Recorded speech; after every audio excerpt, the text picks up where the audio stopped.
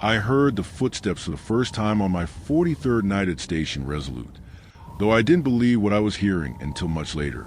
The sound came through the howling wind, like a rhythm that had no business existing in a place where nothing should be walking outside during a Category 4 blizzard. I was alone in the medical bay, organizing supplies by the pale light of my desk lamp, when the distinct crunch of boots on snow filtered through the reinforced walls. My hand stopped moving over the inventory sheet as every rational part of my brain tried to explain away what my ears were telling me.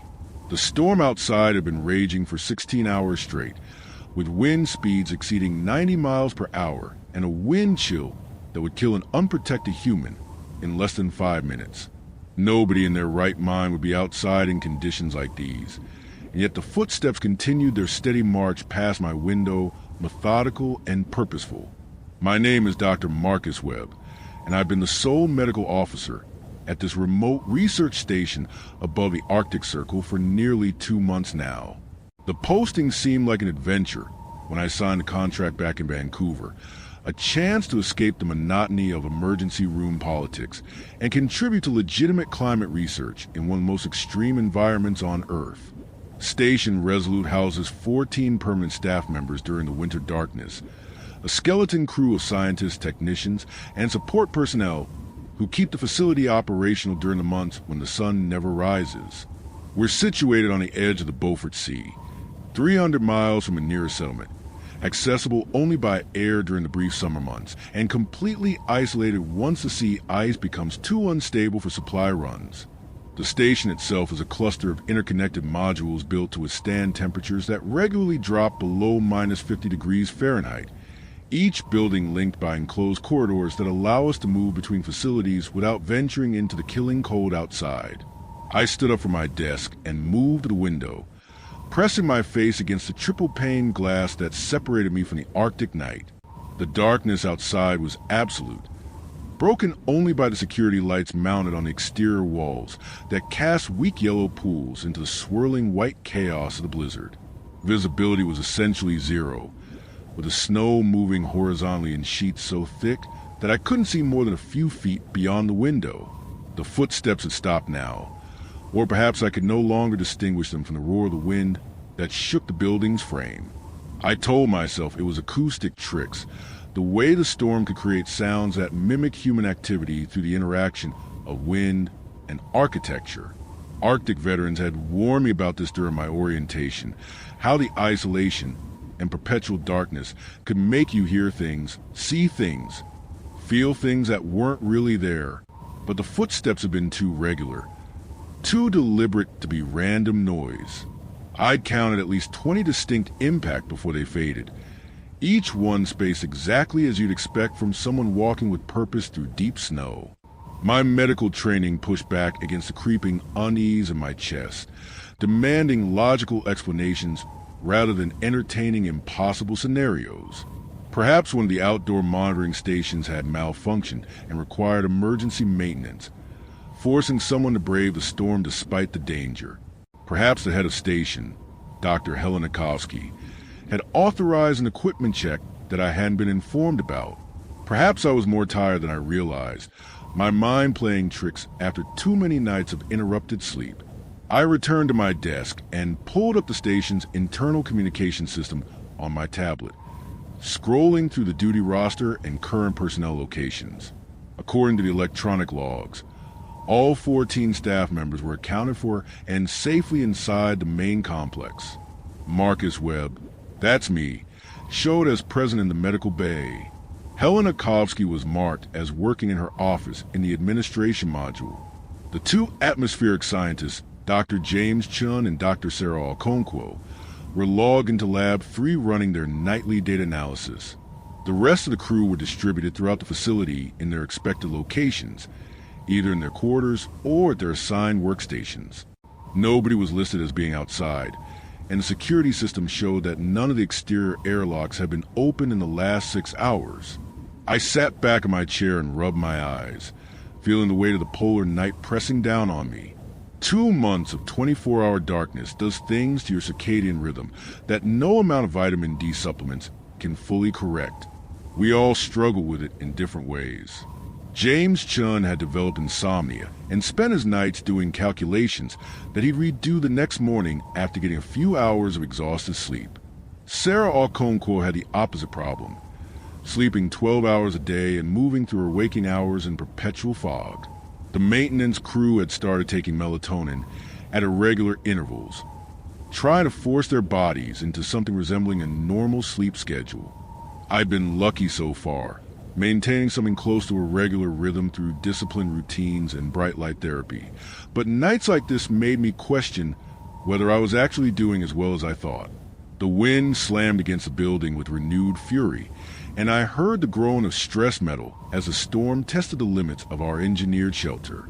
Station Resolute had been designed to withstand the worst of the ARTIC could throw at it, but there was something primal about being inside a small box of warmth while infinite cold and darkness pressed in from all sides.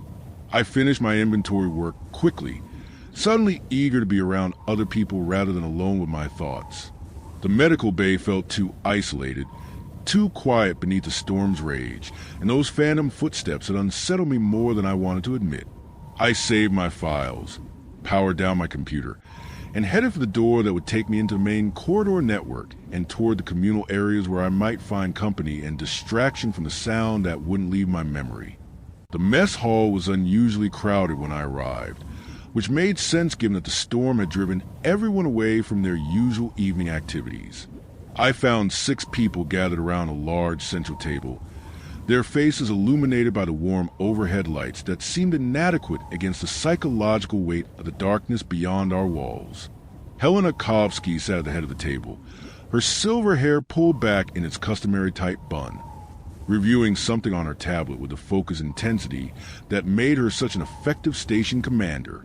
She'd spent 30 years working in extreme environments, from Antarctic bases to deep ocean research vessels, and she had the kind of calm competence that made everyone feel safer just by being in the same room. Next to her sat Marcus Olesen, our head of maintenance, a Norwegian engineer in his 50s whose quiet presence and methodical approach to problems had kept the station running through equipment failures and supply shortages. James Chun looked up as I entered and waved me over with the enthusiasm of someone who'd had too much coffee and not enough meaningful conversation. He was young for a senior scientist, barely 35, with the kind of manic energy that served him well during the long, dark months when many people struggled to find motivation. Sarah Okonkwo sat beside him, her tablet propped up against her coffee mug, half asleep but stubbornly refusing to return to her quarters until she'd finished whatever work she'd set for herself. The other 2 people at the table were Thomas Reeves, our communications specialist, and Jennifer Park, one of the junior researchers who joined the winter crew at the last minute when her predecessor had been medically disqualified due to an appendicitis that required evacuation. I grabbed a cup of coffee from a dispenser and joined the group, settling into a chair with a grateful sigh. Helena glanced up from her tablet and nodded in greeting. The lines around her eyes seemed deeper tonight, carved by fatigue and the relentless responsibility of keeping 14 people alive in one of the most hostile places on the planet. She'd been dealing with equipment problems all week, a series of minor failures that individually meant nothing, but collectively suggested that something was affecting our systems in ways the designers hadn't anticipated. The storm had made everything worse, interfering with our satellite communications and forcing us into a kind of enforced isolation that went beyond the usual remoteness. We were still physically safe, still warm and fed and sheltered, but the psychological comfort of knowing we could call for help if needed had been stripped away by atmospheric interference. I sipped my coffee and listened as James launched into an explanation of his latest findings regarding atmospheric methane concentrations in the region. His research focused on tracking greenhouse gas emissions from thawing permafrost, work that was both scientifically critical and emotionally draining given what the data revealed about accelerating climate change.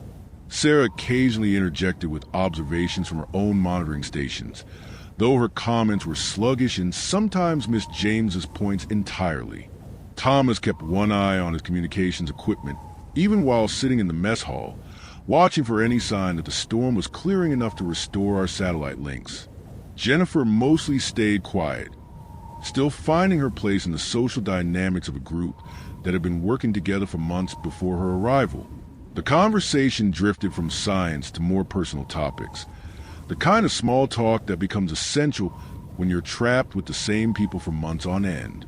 Marcus Oleson told a story about his early days working on oil platforms in the North Sea, where storms made our current weather seem mild by comparison.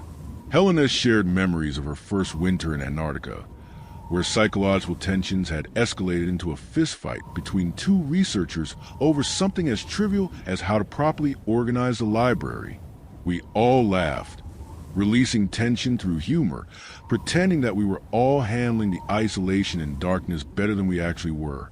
Nobody mentioned the reality that we were all struggling in our own ways, that the polar night was grinding us down despite our training and preparation. I almost didn't mention the footsteps. The moment seemed too comfortable, too normal to disturb with something that would sound ridiculous in the retelling.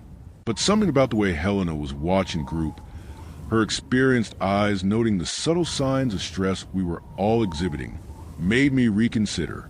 She told us during orientation that the most dangerous thing in an isolated environment wasn't equipment failure or extreme weather, but rather the small psychological fractures that could widen into serious mental health crises if left unaddressed. Better to sound foolish now than to let something fester into a real problem later. I waited for a lull in the conversation and then spoke up, keeping my tone casual and slightly self-deprecating. I told him about the footsteps I'd heard during the storm, the rhythmic sound of someone walking past a medical bay window in conditions that would kill an unprotected person in minutes. I described how I'd checked the personnel logs and found everyone accounted for, how I convinced myself it was acoustic tricks or fatigue-induced auditory hallucinations. I made it clear that I wasn't seriously suggesting someone had actually been outside, that I was merely reporting an interesting perceptual experience that the Arctic environment had produced. I expected them to laugh or offer their own stories of strange sounds and phantom sensations produced by isolation and endless night. Instead, the table went quiet in a way that made my skin prickle. Helena's expression didn't change, but something shifted behind her eyes, a flicker of concern that she quickly suppressed. James stopped mid-gesture, his hand froze in the air as he processed what I'd said. Sarah actually looked fully awake for the first time all evening. Her attention suddenly focused on me with an intensity that seemed out of proportion to my story. Marcus Oleson exchanged a glance with Thomas Reeves, some unspoken communication passing between them. The silence stretched for several heartbeats before Jennifer Park broke it with a nervous laugh that died quickly when nobody joined her. Helena set down her tablet with deliberate care, the kind of measured movement that signaled she was choosing her words carefully. She asked me to describe the footsteps again, more precisely this time, with details about timing and rhythm, and exactly where they'd seemed to originate. I walked her through it all, feeling increasingly uncomfortable under her scrutiny. When I finished, she nodded slowly and then looked around the table at the others. Her next words sent ice through my veins despite the heated comfort of the mess hall. She told us that this wasn't the first time someone had reported hearing footsteps outside during impossible conditions. 3 weeks ago, Marcus Oleson had been working late in the machine shop when he'd heard what sounded like someone walking on the roof of the maintenance module. He'd assumed it was ice buildup shifting in the wind, but the sound had been too rhythmic, too much like footsteps for him to fully dismiss it. He'd mentioned it to Helena the next morning, framing it as a curiosity rather than concern. A week after that, Sarah Alconquo had been returning to her quarters late one night when she'd heard footsteps in the corridor behind her, following her path through the enclosed walkway.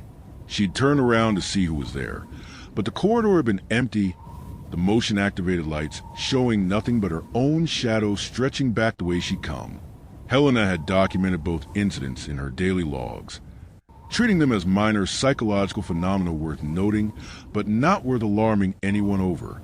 The polar night had predictable effects on human perception, and auditory hallucinations ranked high on the list of common experiences reported by winter crews at Arctic and Antarctic stations. She'd been monitoring the situation, watching for signs that anyone was developing serious psychiatric symptoms, but so far everyone had seemed to be coping adequately. My report tonight changed her assessment. 3 separate people hearing similar sounds in different locations suggested a pattern that couldn't be easily dismissed as individual psychological experiences. Thomas Reeves shifted uncomfortably in his chair and admitted that he'd also heard something strange, though he hadn't reported it because it seemed too absurd to take seriously. 4 nights ago, during a break in the weather, he'd been outside the communications module adjusting one of the satellite dishes. The work had required maybe 10 minutes in the cold, fully suited in extreme weather gear with a safety line attached to the building. While he'd been working, he'd heard what sounded like breathing very close to him, the distinct sound of exhalation that carried enough force to be audible over the wind. He'd spun around, expecting to find that someone had followed him outside for assistance, but he'd been completely alone on the exterior platform. The breathing had continued for several more seconds before fading away. Jennifer Park went pale as Thomas finished his story. She gripped her coffee mug with white-knuckled hands and revealed that she'd been woken 3 times in the past week by the sound of someone walking past her door in the residential module. Each time, she checked the corridor and found it empty. She convinced herself that she was hearing other people moving around the station during the night, sounds that were being distorted and amplified by the architectural acoustics. But now, hearing that others had experienced similar phenomena, she admitted that the footsteps outside her door had sounded different from normal walking. They'd been heavier, more deliberate, and they'd stopped directly outside her room for several seconds before moving on. James Chun was the only one who claimed to have heard nothing unusual, though he pointed out that he usually wore headphones while working late in the lab, isolating himself in music to maintain focus during marathon analysis sessions. His skepticism was evident but not aggressive. He suggested that we were experiencing a collective version of the same psychological pressures, our brains generating similar auditory hallucinations in response to the extreme isolation and darkness. It was a reasonable hypothesis, the kind of scientific explanation that should have been comforting. Instead, it felt insufficient, like we were all aware of something larger that we weren't quite ready to name. Helena made a decision then that demonstrated why she was in command. Rather than dismiss our experiences or try to explain them away, she acknowledged them as real perceptual events that deserved investigation. She proposed that we implement a systematic observation protocol. Anyone who heard unusual sounds would immediately document them with time, location, and detailed description. We'd cross-reference these reports with station logs, weather data, and personnel movements to see if patterns emerged. If the sounds continued, we considered installing additional monitoring equipment in the areas where they'd been heard. The goal wasn't to prove or disprove anything supernatural, but rather to gather enough data to determine whether we were dealing with acoustic phenomena, equipment issues, structural problems, or psychological factors that needed medical intervention. The meeting broke up shortly after that, each of us heading back to our respective corners of the station with more questions and answers.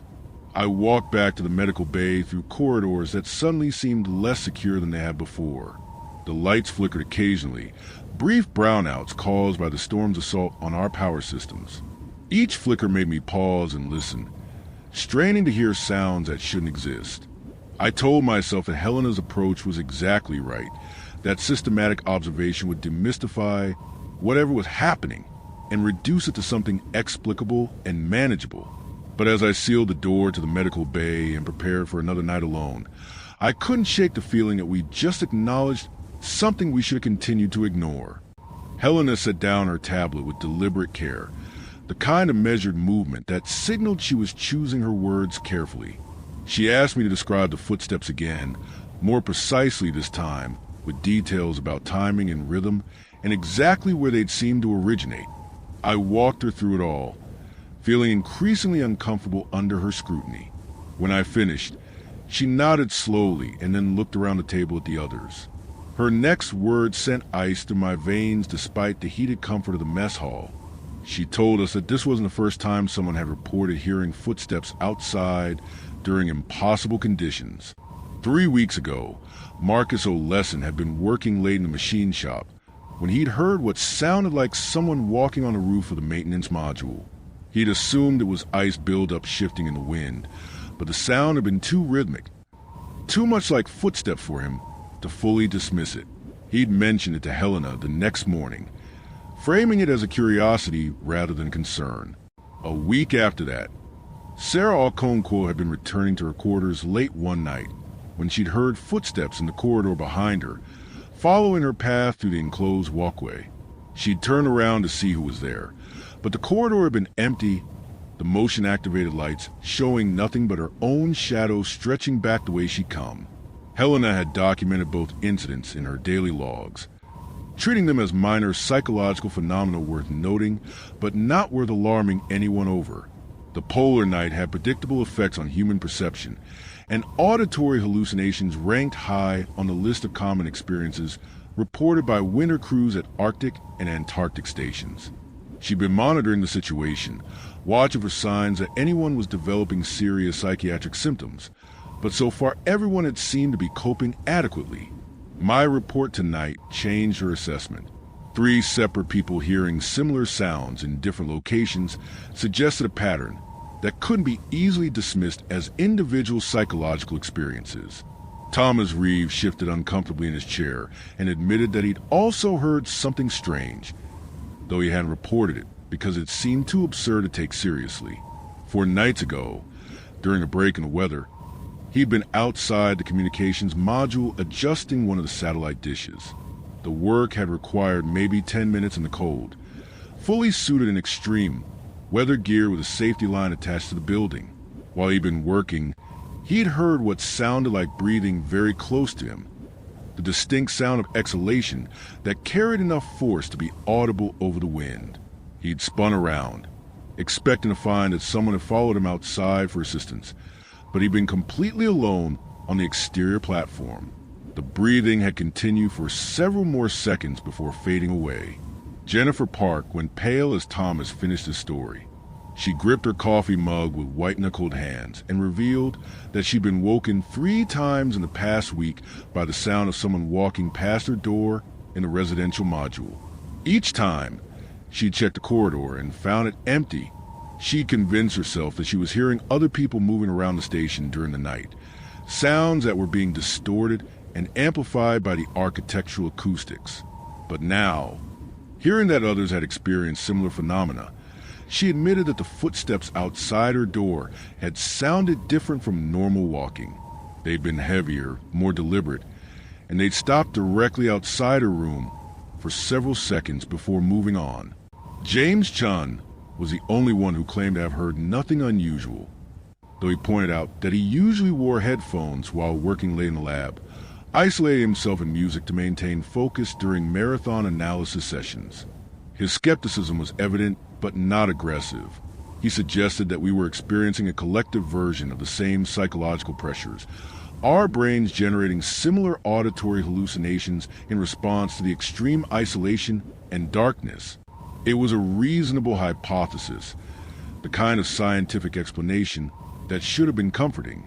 Instead, it felt insufficient, like we were all aware of something larger that we weren't quite ready to name. Helena made a decision then that demonstrated why she was in command. Rather than dismiss our experiences or try to explain them away, she acknowledged them as real perceptual events that deserved investigation. She proposed that we implement a systematic observation protocol. Anyone who heard unusual sounds would immediately document them with time, location, and detailed description. We'd cross-reference these reports with station logs, weather data, and personnel movements to see if patterns emerged. If the sounds continued, we consider installing additional monitoring equipment in the areas where they'd been heard. The goal wasn't to prove or disprove anything supernatural, but rather to gather enough data to determine whether we were dealing with acoustic phenomena, equipment issues, structural problems, or psychological factors that needed medical intervention. The meeting broke up shortly after that, each of us heading back to our respective corners of the station with more questions than answers. I walked back to the medical bay through corridors that suddenly seemed less secure than they had before. The lights flickered occasionally, brief brownouts caused by the storm's assault on our power systems. Each flicker made me pause and listen, straining to hear sounds that shouldn't exist. I told myself that Helena's approach was exactly right, that systematic observation would demystify whatever was happening and reduce it to something explicable and manageable. But as I sealed the door to the medical bay and prepared for another night alone, I couldn't shake the feeling that we just acknowledged something we should have continued to ignore. Marcus Oleson and his maintenance team spent 3 days conducting the most thorough systems inspection the station had ever undergone. They checked every external sensor, every power relay, every structural joint and expansion gap that might create unusual sounds under stress. They found exactly what you'd expect to find in a facility that had been operating continuously in extreme conditions for 3 years running. Minor wear, small stress fractures that were within acceptable parameters, seals that needed replacement, connections that needed tightening. Nothing that could explain the footsteps. Nothing that could account for the breathing Thomas had heard or the figure I glimpsed outside the walkway window. Helena personally supervised the installation of 6 new external cameras, positioning them to cover the areas where the most frequent reports had originated. The cameras were military-grade equipment designed for Arctic conditions, capable of operating in extreme cold and equipped with both thermal imaging and light amplification. We wired them into the security system and set them to record continuously, creating a comprehensive surveillance net that should capture anything moving around the station's exterior. For 2 nights after the installation, nothing appeared on the recordings except blowing snow and the occasional glimpse of station lights reflecting off ice crystals. On the 3rd night, the cameras caught something that made my blood run cold when Helena showed me the footage in her office. The timestamp read 2:17 in the morning, during a period when winds were gusting above 70 miles per hour and the wind chill had driven the effective temperature below -80 degrees. Camera 4, positioned on the east side of the main facility module, had recorded a thermal signature moving past the building at a steady walking pace. The signature was humanoid in shape, showing the heat distribution you'd expect from a person, but no protective clothing was visible in the visible light spectrum overlay. We watched the footage multiple times, Helena and I sitting in her office while the station slept around us. The figure moved from left to right across the camera's field of view, taking maybe 15 seconds to traverse the frame. Its gait was strange, too smooth and regular, like watching someone walk on a treadmill rather than through deep snow and hurricane-force winds. The thermal signature showed temperatures that should have been impossible for an unprotected human, warm enough to register clearly against the Arctic cold, but not hot enough to be wearing the kind of extreme weather gear that would be necessary for survival. When the figure reached the edge of the frame, it didn't continue past, but rather seemed to simply stop existing, the thermal signature fading away as if someone had turned off a switch. Helena's hand was steady as she paused the playback, but I could see the tension in her jaw. She commanded research stations in extreme environments for 3 decades, had dealt with equipment failures, medical emergencies, psychological breakdowns, and natural disasters.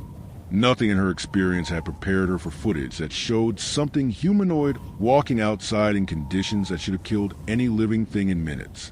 She asked me for my medical opinion, whether this would be some kind of elaborate hallucination that we were all experiencing simultaneously. I told her the truth, that mass hallucinations were real psychological phenomena, but they typically didn't produce evidence that could be recorded by multiple independent systems. We reviewed footage from the other cameras and found 2 more instances of the thermal signature appearing and disappearing over the previous 72 hours. Each sighting showed the same pattern. A humanoid figure moving with unnatural smoothness through impossible conditions, then vanishing without any obvious explanation. The signatures never appeared on more than 1 camera simultaneously, suggesting that whatever was out there wasn't just wandering randomly, but was moving with purpose between different areas of the station complex. Helena made the decision to share this evidence with the full crew at morning briefing, accepting that keeping it secret will be more destructive to morale than revealing the truth. The meeting that followed was one of the most difficult I've ever participated in. Helena presented the camera footage without commentary, letting everyone watch the thermal signatures moving through the storm. The room stayed silent until she finished the playback, and then chaos erupted. People shouted questions over each other, demanded explanations, accused Helena of keeping information from them. James Chun insisted the cameras must be malfunctioning, showing artifacts or reflections that only appear to be humanoid figures. Sarah Okonkwo started crying, overwhelmed by proof that something genuinely strange was happening. Jennifer Park demanded to know why we weren't calling for emergency evacuation immediately. Consequences be damned. Helena let them vent their fear and frustration, understanding that they needed this release before they could hear what she had to say next. When the room finally quieted, she laid out the facts with brutal honesty. We were trapped here for at least another 3 weeks regardless of what was happening outside. No aircraft could reach us in current conditions, and even if someone was willing to risk the flight, we had nowhere safe to go once we were in the air. The nearest settlement was 300 miles away across unstable sea ice and trackless tundra. Our only option was to secure the station, maintain constant vigilance, and wait for whether that would permit evacuation if we decided it was necessary. She announced new protocols that turned the station into something resembling a fortress under siege. Nobody was to go outside for any reason unless absolutely necessary, and then only in teams of at least 3 with constant radio contact with the command center. All exterior doors will remain locked and sealed except during authorized operations. Camera monitoring would be continuous, with someone watching the feeds at all times. We'd maintain strict schedules for everything, knowing where every person was supposed to be at every moment, so that any deviation would be immediately noticed. The buddy system became mandatory for all movement within the station, even through the enclosed walkways between modules. I established mandatory daily psychological evaluations for everyone, including myself. Each person would spend at least 15 minutes in the medical bay every day, giving me a chance to assess their mental state and watch for signs of serious deterioration. I was particularly concerned about Jennifer Park, who seemed to be handling the stress worst of all, but also about James Chun, whose insistence on rational explanations was becoming more desperate as the evidence mounted against his worldview. Even Helena showed signs of strain, the weight of command pressing down on her with unprecedented force as she navigated a situation that fell outside any standard emergency protocol. The footsteps continued despite our precautions, and the thermal signatures appeared on the cameras with increasing frequency. We documented everything obsessively, building a data set that would have been scientifically fascinating if we weren't terrified by its implications. The figures seemed drawn to areas where people were working, appearing outside windows where someone was alone late at night, walking past doors that led to occupied modules. They never attempted to enter, never tried to breach any of the sealed airlocks or emergency exits, but their presence was constant and oppressive. I was working late in the medical bay on my 13th night of siege protocols when I finally saw one of them clearly. I'd been reviewing psychological evaluation notes, documenting the increasing anxiety and sleep disturbances that were affecting everyone despite my best efforts at intervention. The window beside my desk looked out onto the north side of the complex, an area that should have been completely dark except for the weak glow of safety lights. I glanced up from my tablet and found myself staring directly into a face pressed against the glass barely 3 feet from where I sat. Time seemed to stop as my brain struggled to process what my eyes were showing me. The face was humanoid but not human, with features that were almost right but distorted in subtle ways that triggered every evolutionary alarm system in my primate brain. The eyes were too large and too dark, like pools of absolute blackness that reflected no light. The skin was pale to the point of translucence, showing shadows of structure beneath that might have been bones or might have been something else entirely. The mouth was closed, but I had the impression of too many teeth behind lips that were too thin. There was no expression on the face, no anger or curiosity or malevolence, just an empty observation that was somehow more frightening than any emotion would have been. I sat frozen, unable to move or look away, while the thing at the window studied me with its terrible, empty eyes. I don't know how long we remained like that, locked in mutual observation across the barrier of reinforced glass.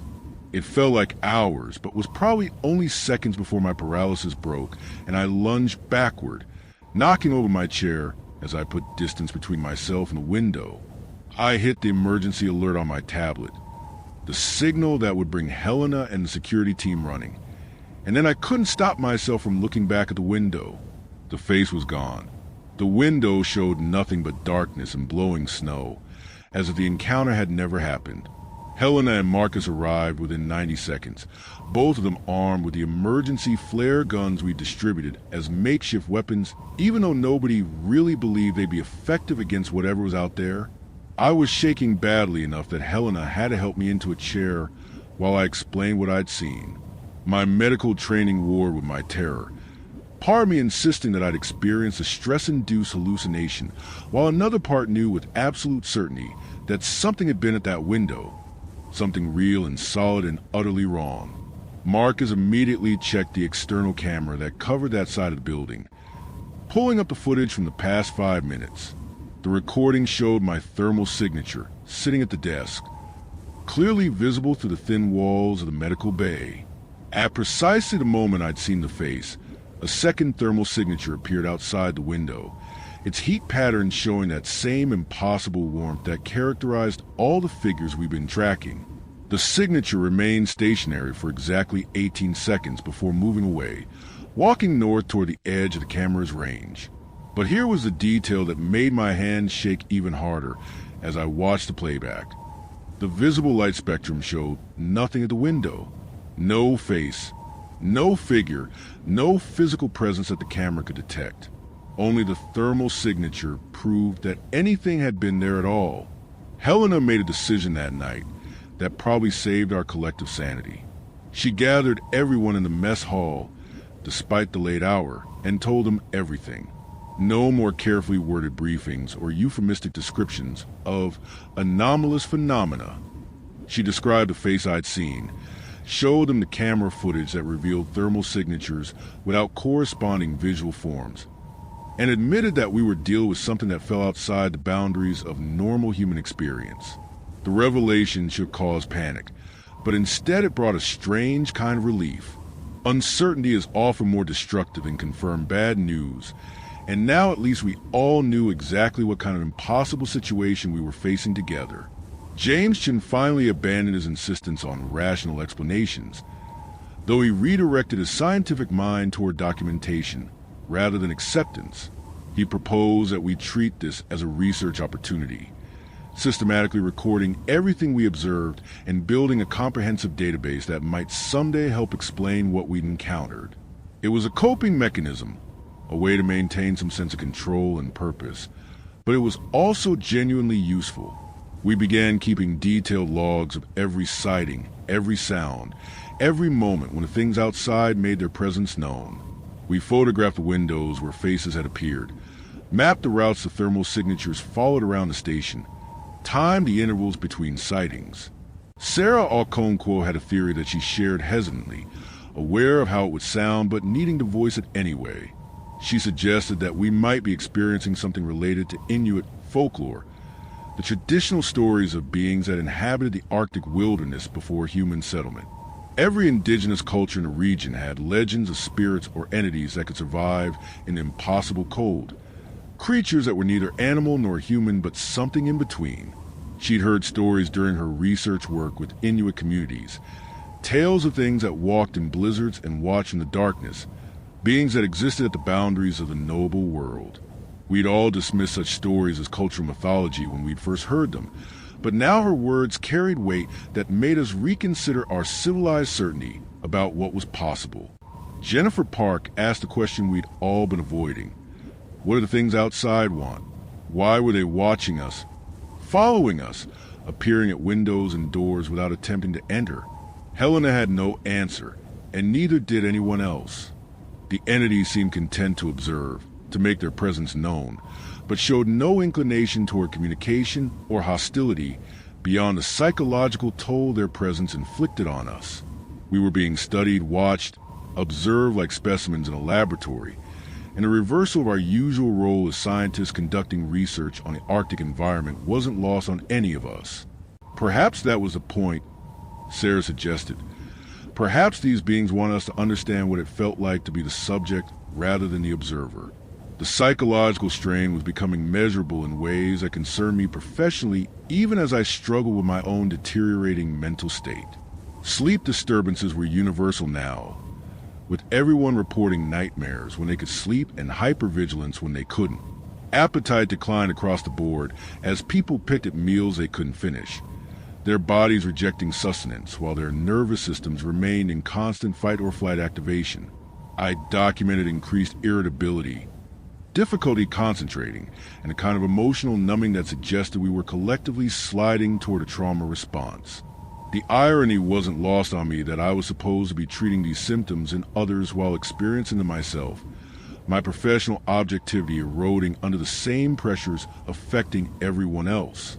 On day 19 of our siege, the entities changed their behavior in a way that escalated the situation from disturbing to actively dangerous. Thomas Reeves was the first to notice the shift when he reviewed overnight camera footage and found something that made him call an emergency meeting before breakfast. We assembled in the conference room with coffee and dread, watching as Thomas pulled up the recordings from multiple cameras simultaneously. The thermal signatures have been appearing in coordinated patterns, multiple entities positioning themselves around the station complex in what looked unnervingly like tactical formations. They'd surrounded us during the night, taking up positions that covered every exterior wall, every entrance, every window. The footage showed at least 8 distinct thermal signatures, though there might have been more moving through blind spots between camera coverage areas. They'd maintained their positions for nearly 3 hours, from midnight until almost 3 in the morning, before dispersing as they always did into the darkness and storm. The implications were terrifying because they suggested intelligence, planning, and purpose beyond simple curiosity. Whatever these entities were, they were capable of coordinated action, which meant they were capable of collective decision-making. And if they could decide to surround the station peacefully, they could presumably decide to do something else entirely. Marcus Oleson raised a question that was making everyone's skin crawl. Why had they surrounded us? And why had they done nothing once they were in position? It would have been almost less frightening if they'd attempted to breach the facility, because at least then we'd understand their intentions. But this patient encirclement followed by hours of motionless observation suggested something we couldn't interpret with human psychology. They weren't acting like predators testing defenses, nor like curious animals investigating a strange object in their territory. They were doing something else, something we lacked the context to understand, and that unknowability was more disturbing than any clearly hostile act would have been. Helena ordered a complete security audit of every entry point, every seal, every potential weak spot in the station's physical integrity. We spent the entire day checking and double-checking locks, reinforcing doors with additional barricades, covering windows with insulation panels that blocked the view both in and out. The work kept us busy and gave us the illusion of taking meaningful action, but we all knew we were essentially defenseless if the entities decided to come inside. The station had been designed to keep Arctic weather out, not to repel intruders who could apparently walk through -80-degree storms without protective equipment. Our reinforcements were psychological comfort more than actual security. That night, I was paired with James Chun for the evening security watch, both of us monitoring camera feeds from the command center while the rest of the crew tried to get what sleep they could. James had become obsessive about documenting everything, his scientific training giving him a framework for coping with the incomprehensible. He'd filled 3 notebooks with observations, sketches, theories, and calculations attempting to model the entity's behavior patterns. I appreciated having him with me during the long, dark hours, his methodical approach to the unknown providing a counterweight to my own growing sense of existential dread. We sat side by side watching screens that showed nothing but snow and darkness, occasionally marking timestamps when thermal signatures flickered at the edges of camera range. Around 11:30, Something changed on camera 2, which monitored the west side of the main facility module. A thermal signature appeared and approached the building, moving with that same unnatural smoothness we'd documented dozens of times before. But this time, instead of passing by or stopping to observe, the signature moved directly to one of the emergency airlocks. James and I watched in horror as the entity positioned itself directly in front of the sealed door, standing motionless for several seconds.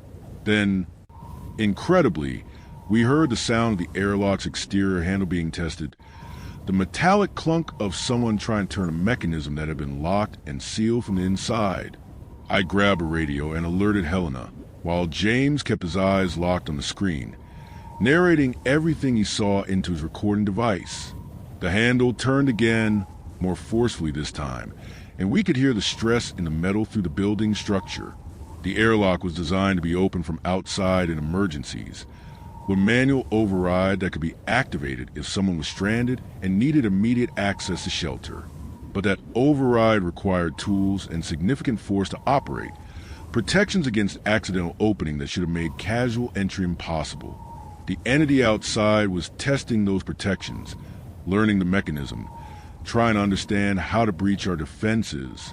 Helena arrived in the command center with Marcus Oleson and 2 other crew members, all of them carrying the improvised weapons we distributed despite knowing how inadequate they were.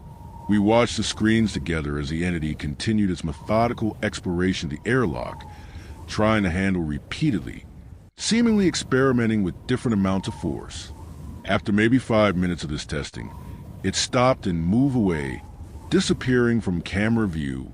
We waited in tense silence for another appearance, but the screen showed nothing for the rest of the night. The entity had learned what it needed to learn and departed, leaving us to contemplate the terrifying implications of its curiosity about our doors.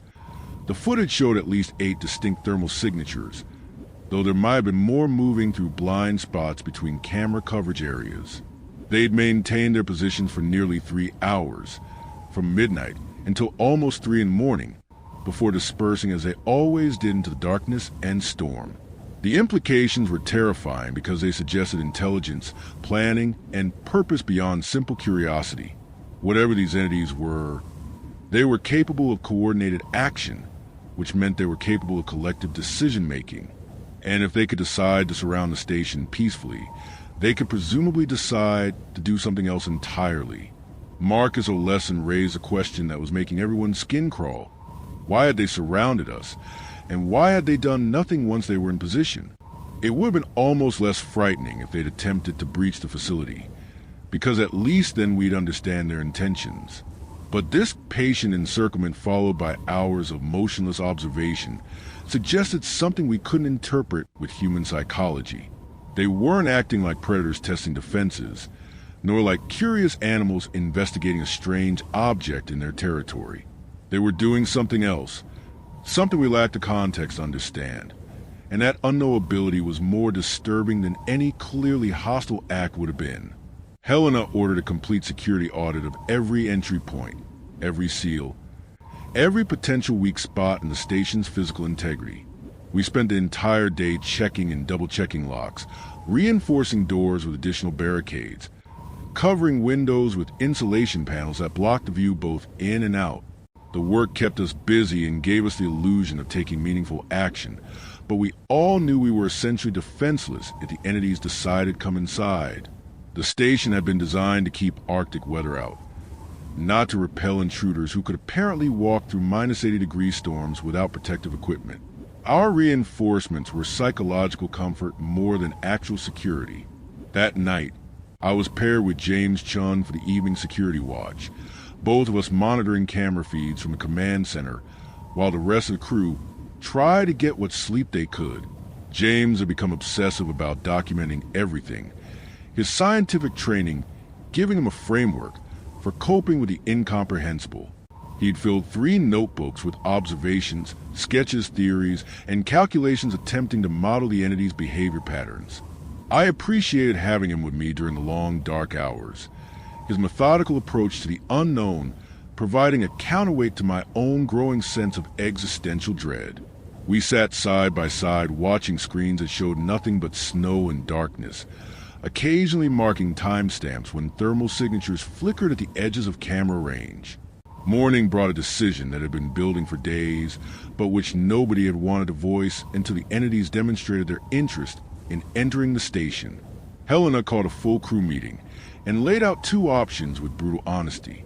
We could remain at Station Resolute and hope that the weather cleared enough for evacuation before the entities decided to come inside, or we could attempt an overland evacuation immediately.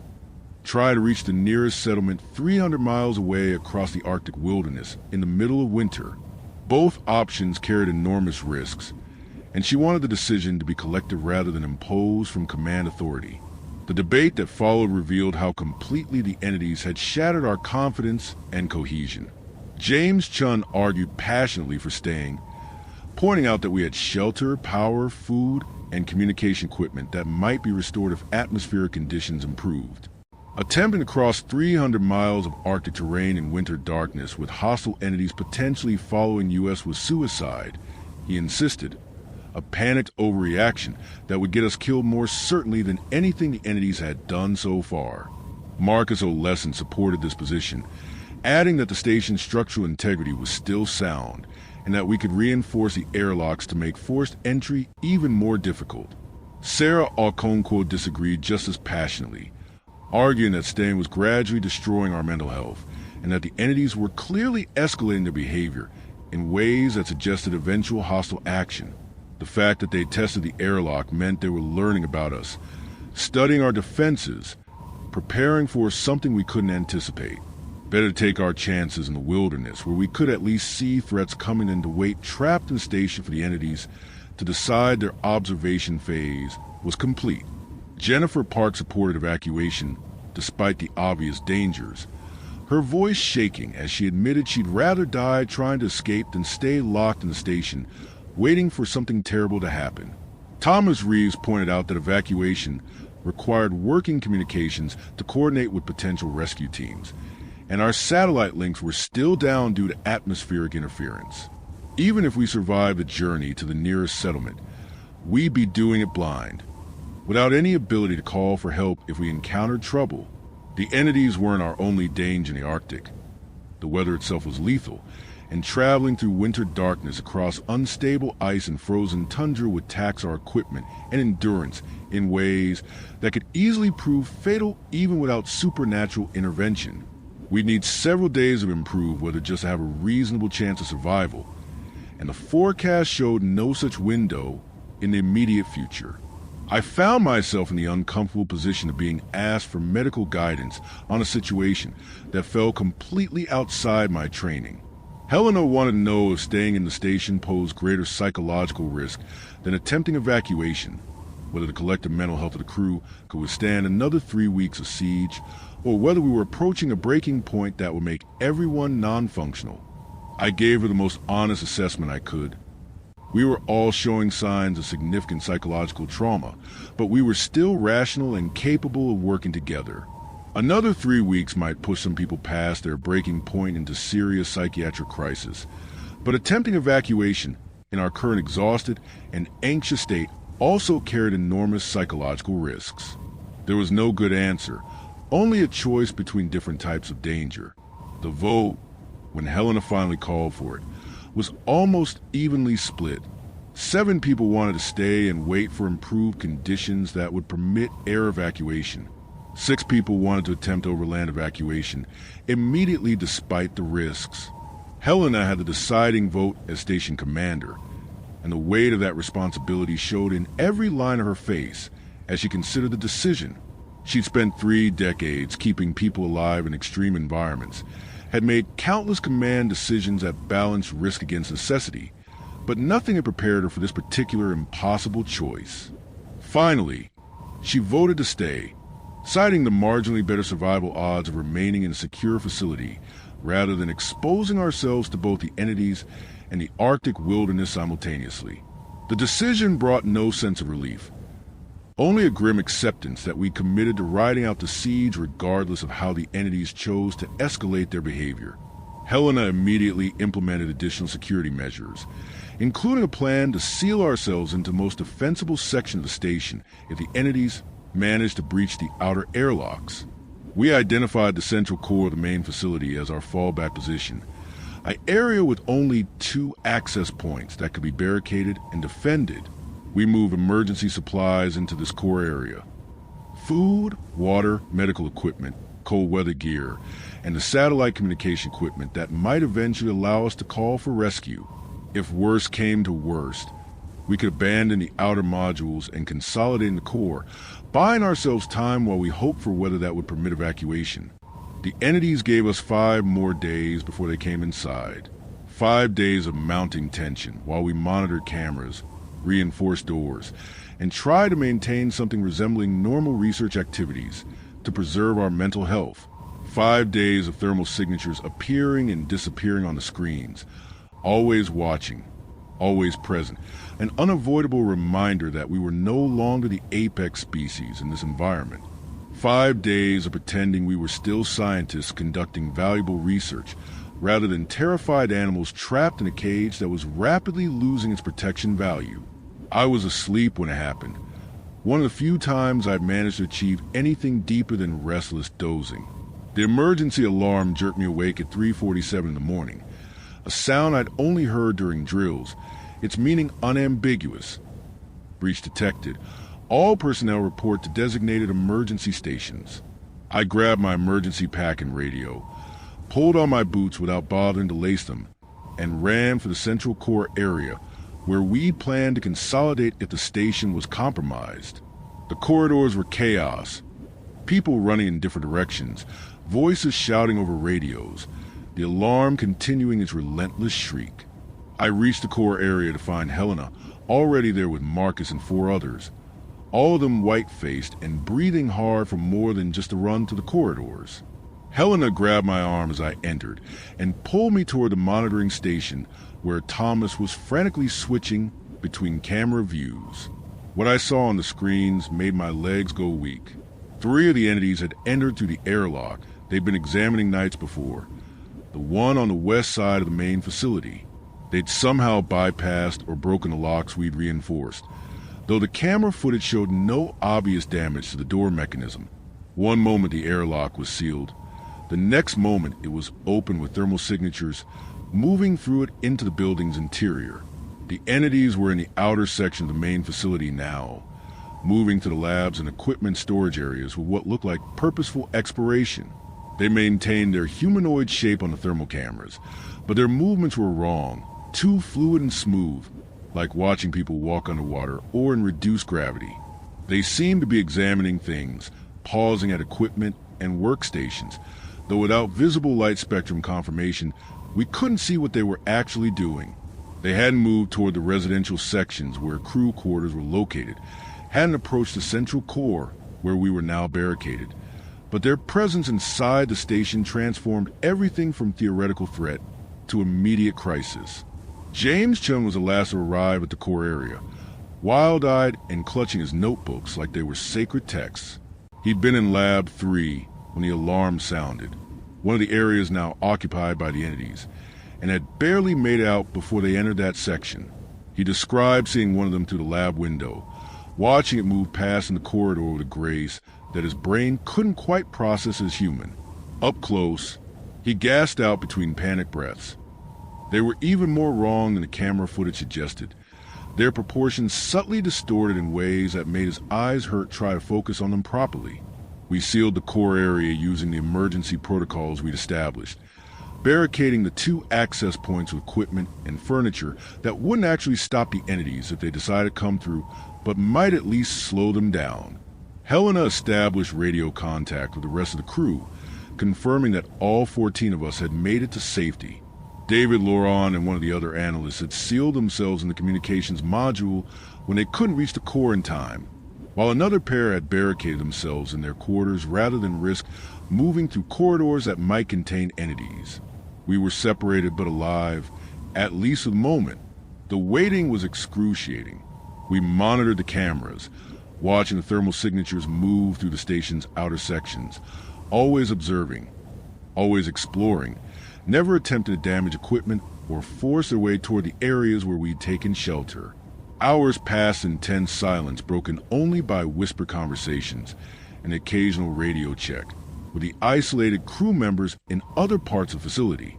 The entities seemed content to examine the spaces we'd abandoned, studying our laboratories and work areas with the same patient observation they'd shown while watching us through windows. Around 7 in the morning, after nearly 4 hours inside the station, they simply left, retracing their path to the airlock and disappearing into the Arctic darkness. Marcus immediately went to examine the airlock once we confirmed the entities had departed, taking 2 others with him while the rest of us maintained watch on the cameras. What he found made no sense according to any engineering principles he understood. The airlock showed no signs of forced entry, no damage to the locks or seals we'd reinforced. The mechanism itself was functioning perfectly, as if it had simply been opened normally by someone with authorized access. But the locks had definitely been engaged when the breach occurred, and the only way to open them from outside required tools and force that should have left obvious marks. The entities had somehow bypassed security measures designed to be foolproof, accomplished entry without leaving evidence of their method. The breach changed everything because it destroyed our last illusion of safety. If the entities could come inside whenever they chose, then the station was no longer a shelter, but a trap. Helena called another meeting, and this time there was no debate about whether to evacuate. The only question was how to do it in a way that gave us the best chance of survival against both the Arctic environment and the entities that had shown such disturbing interest in our activities. She laid out a plan that would require every bit of equipment, skill, and determination we possessed, an overland journey to the nearest settlement that would normally be considered impossible in winter conditions, but which was now our only option. We spent 2 days preparing for departure, knowing that we'd only have one chance and that mistakes would be fatal. Marcus and his team worked around the clock servicing our snow vehicles designed for short-range operations around the station, rather than 300-mile expeditions across Arctic wilderness. We loaded them with every bit of emergency equipment we could carry: cold weather gear, survival shelters, food, fuel, communication equipment, medical supplies. James Chun downloaded every bit of research data from the station's servers, determined that our work wouldn't be completely lost even if we didn't survive. Sarah Okonkwo prepared navigation plans using old-school maps and compass techniques in case our GPS systems failed. I focused on medical preparation, assembling trauma kits that could handle anything from frostbite to serious injuries, stockpiling medications that crew members needed for existing conditions, preparing protocols for managing cold exposure and exhaustion during the journey. I also conducted psychological preparation sessions with each crew member, helping them mentally prepare for what we were about to attempt. Jennifer Park was barely holding together, her anxiety so severe that I had to start her on medication just to get her functional enough to travel. Thomas Reeves was stoic but withdrawn, processing his terror through silence rather than expression. Helena maintained her command presence through sheer force of will, though I could see the weight of 14 lives pressing down on her in the lines around her eyes. The entities watched our preparations with what felt like curiosity. They didn't enter the station again after that first breach, but thermal signatures appeared regularly on the cameras, observing us through windows as we loaded vehicles and organized supplies. Sometimes I look up from my work to find one of them standing outside, its featureless thermal shape motionless as it studied my activities. The lack of hostility was almost more disturbing than aggression would have been, their patient observation suggesting intelligence that was trying to understand us rather than simply eliminate a threat. What did they see when they looked at us? What did they think about these strange creatures who'd built a warm box in their frozen domain? On the evening before our planned departure, I experienced something that changed my understanding of what we'd been dealing with. I was alone in the medical bay conducting a final inventory when one of the entities appeared at the window, that same window where I'd seen the face weeks before. But this time, instead of just watching, it did something I hadn't seen before. It raised what would have been its hand in human anatomy and pressed it against the glass, the thermal signature showing clearly on the window's surface. And then, impossibly, It drew something in the condensation that formed where warmth met cold, a simple symbol that looked like a circle with radiating lines, like a child's drawing the sun. I stood frozen, my medical brain insisting this was impossible, while my eyes showed me clear evidence that the entity was attempting communication. It held its position for a long moment, as if waiting to see if I understood, then slowly withdrew its hand and stepped back from the window. The symbol remained on the glass, proof that the interaction had been real. I grabbed my radio with shaking hands and called Helena, my voice barely steady enough to describe what had happened. She arrived within minutes with James Chun, both of them staring at the symbol that was already beginning to fade as the condensation evaporated. James photographed it from every angle, his scientific mind cataloging details even while struggling with the implications. The symbol was clearly intentional, clearly meant to convey meaning, but what meaning? A warning? An invitation? A simple acknowledgement of mutual awareness? Sarah Okonkwo, when shown the photographs, gasped and pulled up reference materials she collected during her work with Inuit communities. The symbol was similar to traditional markers used in some indigenous Arctic cultures, signs that indicated sacred or liminal spaces where the boundary between worlds grew thin. Whether the entity had drawn from human cultural knowledge, or whether human cultures had learned the symbol from ancient encounters with these beings, we had no way to know. The symbol haunted me through our final night at Station Resolute, though it also gave me something I hadn't felt in weeks, a sense that perhaps the entities weren't simply incomprehensible horrors, but rather a different form of intelligence trying to bridge a gap between their existence and ours. Maybe they'd been trying to communicate all along, their presence at windows and doors not threats, but attempts at contact with creatures so different from themselves that common ground seemed impossible to find. Maybe we've been the ones failing to understand, projecting our fears onto beings whose intentions we couldn't begin to interpret through human psychological frameworks. Or maybe I was rationalizing, trying to find meaning and hope in a situation that was fundamentally inexplicable and dangerous. We departed Station Resolute at first light, which in Arctic winter meant the brief twilight that passed for daytime in these latitudes. 14 people in 3 snow vehicles loaded far beyond their design capacity, heading into 300 miles of frozen wilderness with no guarantee we'd survive even without supernatural complications. Helena drove the lead vehicle with navigation equipment and heavy tools. Marcus Oleson commanded the second vehicle, our mobile workshop filled with spare parts and mechanical supplies.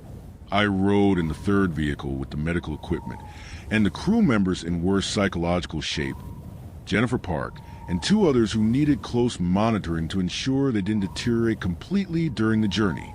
As we pulled away from the station, I looked back to the rear window and saw them. 3 thermal shapes standing where the buildings met the ice, motionless in the twilight, watching us leave. They didn't follow, didn't attempt to prevent our departure, just stood in silent observation as we drove away from the only shelter for hundreds of miles in any direction. The symbol from a window flashed in my memory, that circle with radiating lines that might have meant anything or nothing. I raised my hand in what might have been a wave or farewell, acknowledging their presence one final time. None of the thermal shapes moved in response, but somehow I felt that they'd seen the gesture, understood it in whatever way their alien intelligence processed such things. The first 2 days of travel were exactly as brutal as we'd anticipated. The vehicle struggled through deep snow and across pressure ridges in the sea ice, consuming fuel at rates that made our carefully calculated reserves seem dangerously optimistic. The temperature never rose above -40, and the wind was relentless, creating whiteout conditions that forced us to stop and wait out periods when navigation became impossible. We maintained strict schedules for everything: driving times, rest stops, equipment checks, medical evaluations. Helena kept us moving forward through pure determination and meticulous planning, while Marcus performed mechanical miracles, keeping the vehicles operational in conditions that should have destroyed them. I divided my time between monitoring everyone's physical health and managing the psychological crisis that threatened to overwhelm Jennifer Park and several others. The exposure to extreme cold was taking a predictable toll, frostbite on exposed skin, exhaustion from constant shivering, dehydration from cold, dry air that sucked moisture from our bodies. But the psychological strain was worse, the terror of being exposed and vulnerable after weeks of siege mentality in the station. Every sound made people jump. Every shadow could be an entity following us. Every moment of darkness brought panic that we were being observed by things we couldn't see or understand. On the third night, camped in emergency shelters erected against the side of a pressure ridge, Thomas Reeves picked up a signal on the communication equipment we'd salvaged from the station. It was faint and distorted, but definitely artificial, a regular pulse that could only be coming from a radio beacon. We traced it to a bearing roughly 40 miles off our planned route, in an area where no facilities should have existed according to our maps. Helena made the call to investigate, reasoning that any artificial signal might represent shelter or supplies that could improve our survival odds. We adjusted course the next morning, heading toward coordinates that promised human presence in a region where humans had no business being. What we found explained everything and nothing. The source of the beacon was an old research station, abandoned decades before Station Resolute was built. Its existence omitted from current maps because it had been decommissioned and officially forgotten. But the facility wasn't empty. As we approached through the twilight, we could see lights in some of the windows, power being generated by solar panels and wind turbines that had somehow continued functioning through years of neglect. And there were people, 3 of them, emerging from the buildings to meet us as we arrived, their faces showing the same haunted expression we'd worn for weeks. They'd been stranded there for 7 months after their research ship had been crushed by ice and sank before they could be evacuated. They'd survived by salvaging what they could from the old station and waiting for rescue that never came because nobody knew they were there. And they'd experienced the same phenomena we had. The footsteps in storms, the faces at windows, the thermal signatures that appeared on whatever monitoring equipment they'd managed to repair. But they'd learned something we hadn't, something that changed my understanding of everything we'd endured. The entities weren't hostile and weren't trying to harm anyone. They were guardians of a sort, watchers who appeared when humans ventured into the deepest parts of the Arctic wilderness during the darkest months of winter. They were drawn to human presence but couldn't interact with us in ways we could easily understand. Their form of existence so different from ours that communication became a series of failed attempts at contact. The footsteps, the watching, the testing of doors, all of it was their effort to understand these strange, warm creatures who insisted on surviving in an environment that should have killed them. They weren't trying to get inside to hurt us.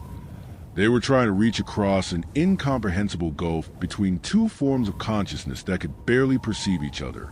The symbol I'd seen at the window, the stranded researchers explained, was their version of a greeting, an acknowledgement of shared awareness. The entities appeared during the deepest darkness because that was when the boundary between their existence and ours grew thin enough for interaction. They watched because they were curious, studying us with the same fascination we brought to studying the Arctic environment. They tested our doors because they were learning our methods of shelter and protection, trying to understand how such fragile beings manage to survive in their domain. The breach at Station Resolute hadn't been an invasion, but an exploration, an attempt to understand our spaces and tools when we weren't present to be disturbed.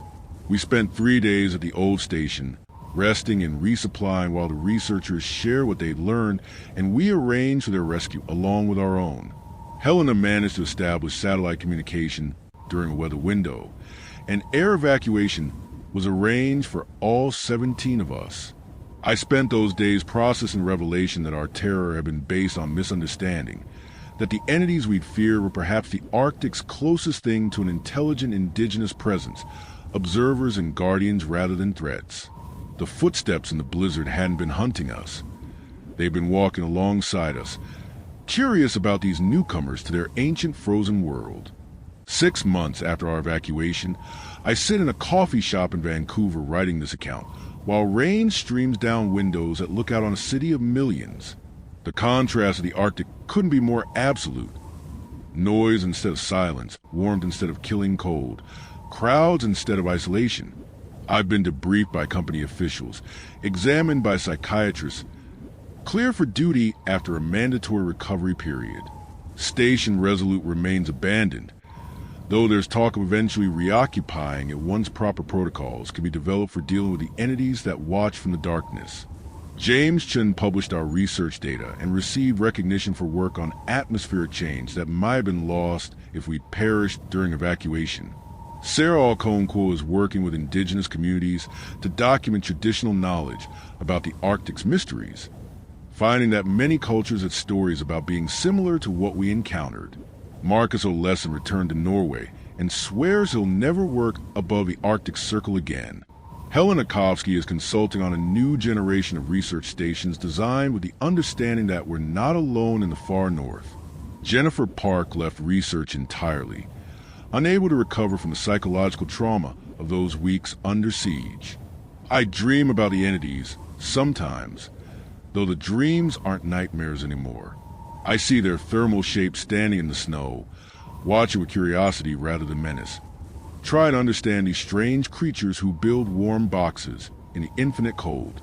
I see the symbol drawn in window condensation, that circle with radiating lines that might mean sun, or warmth, or simply awareness. I wonder if they're still there, still walking the blizzards, still watching the few humans brave enough to venture into the high Arctic during the winter darkness. The footsteps in the snow didn't belong to anyone from our world, but that doesn't mean they were hostile or evil. Sometimes the most frightening things are simply those we don't understand, and sometimes understanding comes too late to prevent terror, but just in time to prevent tragedy. We survived because we fled, but perhaps we would have survived anyway if we'd found a way to communicate, to bridge that impossible gap between human consciousness and whatever form of awareness walks in the Arctic night. I don't know if I'll ever return to the far north, but part of me wants to go back with the knowledge I have now and try again to make contact with beings whose existence suggests that Earth harbors mysteries far deeper than we've imagined. The Arctic keeps its secrets, but sometimes, during the deepest darkness, it offers glimpses of truths that change everything we thought we knew about being alone in the world. The footsteps in the blizzard weren't a threat. They were an invitation to expand our understanding of what's possible, what's real, and what forms intelligence might take in the most extreme environments our planet can create. That's my story.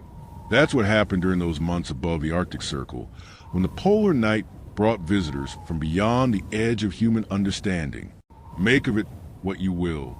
Believe it or dismiss it as the hallucinations of a group succumbing to isolation psychosis.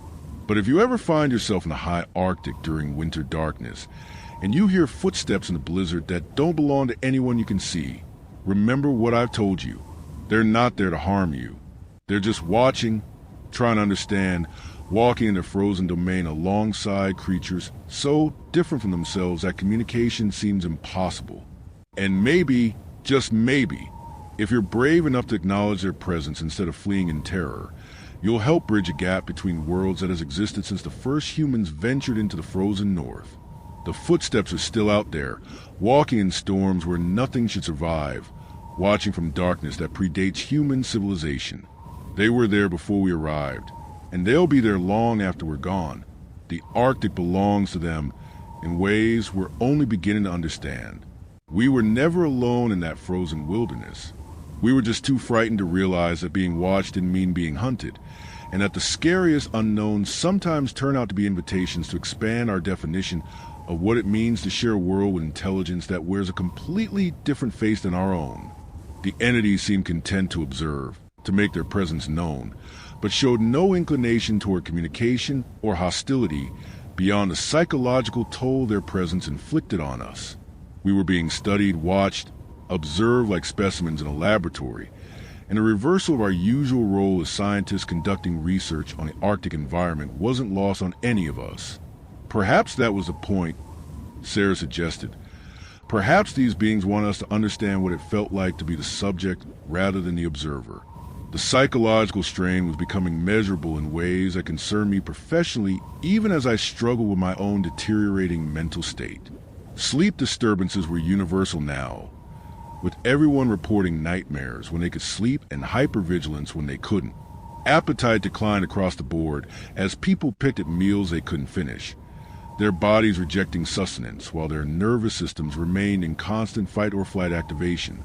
I documented increased irritability, difficulty concentrating, and a kind of emotional numbing that suggested we were collectively sliding toward a trauma response. The irony wasn't lost on me that I was supposed to be treating these symptoms in others while experiencing them myself, my professional objectivity eroding under the same pressures affecting everyone else.